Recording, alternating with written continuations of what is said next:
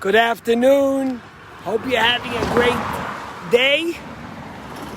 So yesterday was Rosh Chodesh Elul. That means with 30 days left to the high holidays. Today's already less. Who's counting?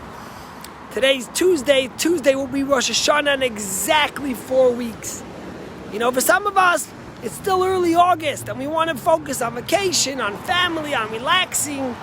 And we're not sure we want to get into the Rosh Hashanah mode. When we hear the shofar, it gives us this sense of intensity, of seriousness, of a Solomon time. And we're saying, maybe we're not ready for that. But of course, because we follow the lunar year, sometimes Rosh Hashanah comes early, like this year. It's the night of Labor Day, literally very early, or sometimes it could come in October.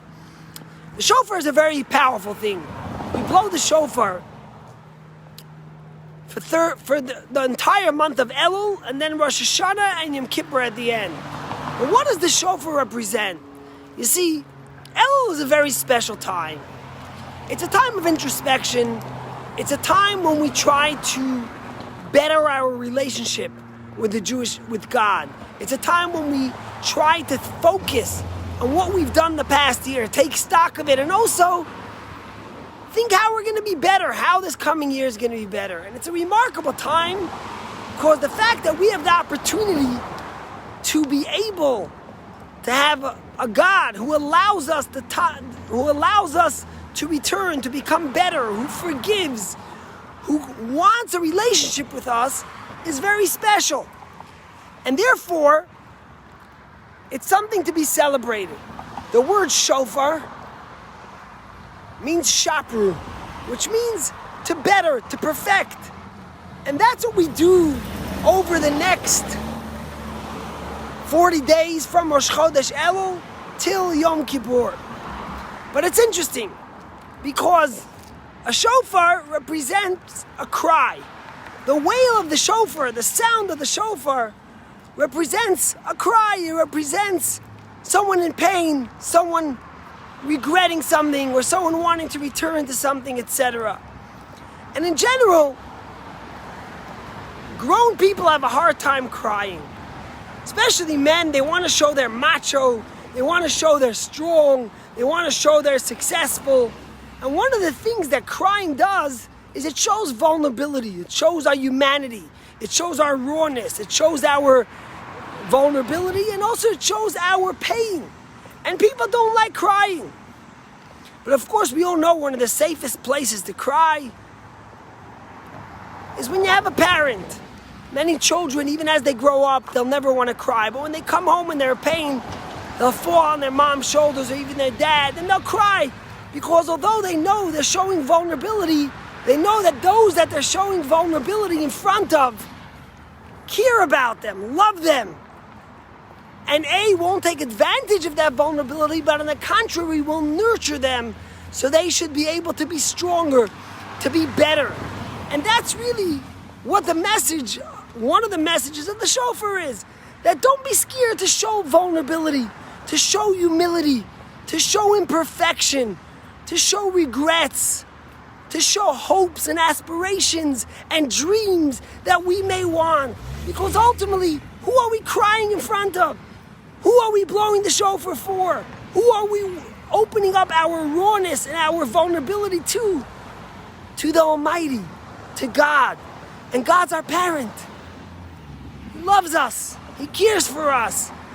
He won't take advantage of that vulnerability, but on the contrary, He'll embrace it. He'll help us. He'll hug us. He'll embrace us. And He'll help us find a place of happiness, a place of security, a place of strength. I've told you this story before, but every year I need to say it because it's such a powerful story. And it's the story of the great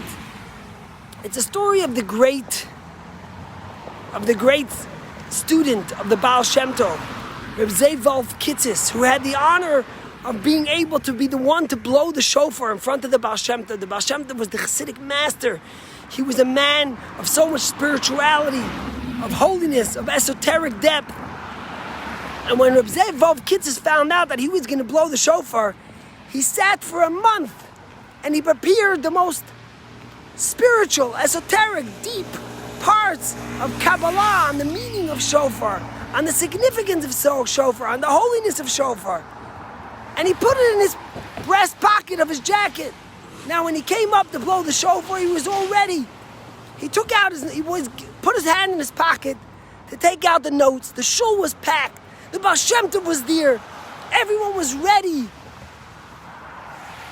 to hear the shofar, and suddenly he realizes he put on the wrong jacket. He doesn't have the paper.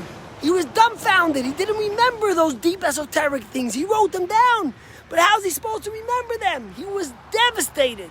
And he got up to blow the shofar and he started sobbing, crying in such a broken way about letting down the Baal Shem Tov, about letting down all the Hasidic people there that were waiting to hear shofar in this holy spiritual way.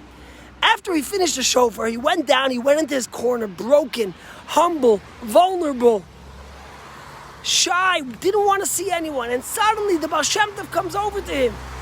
And the Baal Shem Tov says, Reb Zevov, this is the greatest shofar I've ever heard in my whole life. And he's shocked. How could that be?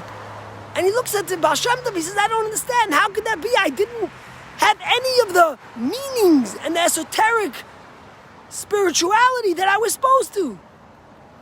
And the Baal Shem Tov looked at him and the Baal Shem Tov said that there is no greater thing in front of God than a broken heart, than a true, humble, vulnerable person.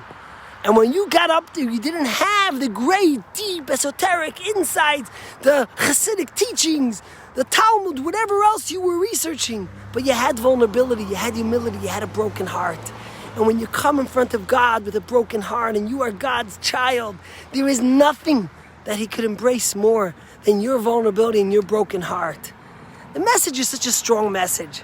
Listen, we now have 28 days or 29 days, however you look at it, till Rosh Hashanah. We have 38 days till Yom Kippur. It's our moment to show our vulnerability, to show our truth, to think about who we are, how we could be a better person, not to be macho, not to think that I am the greatest and nothing could be wrong and I can't change and I can't become better and who's someone else to tell me what to do and why should I listen to someone else and why should I follow? No, it's a time to be vulnerable. It's a time to be pure. It's a time to be real. It's a time to be humble. And in that merit, when we hear the shofar and we remember this over the next time, God should bless each and every one of us with the blessing of a good, healthy, sweet New Year, materially and spiritually, for us, for all the people of Israel, for the entire world. God bless you. Have a great day.